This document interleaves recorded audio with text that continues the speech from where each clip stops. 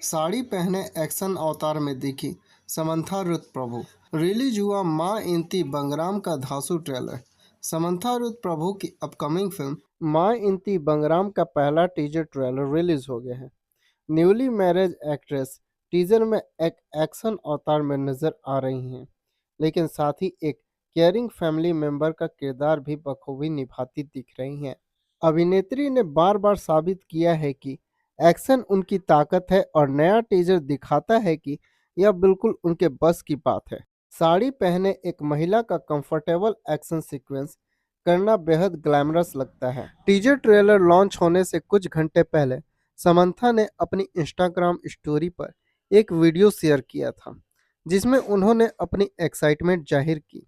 हालांकि मेकर्स ने इस झलक में उनके किरदार के बारे में ज़्यादा कुछ नहीं बताया है, लेकिन इससे यह तो पक्का हो गया है कि दर्शकों को एक एक्शन से भरपूर फैमिली इंटरटेनिंग फिल्म देखने को मिलेगी।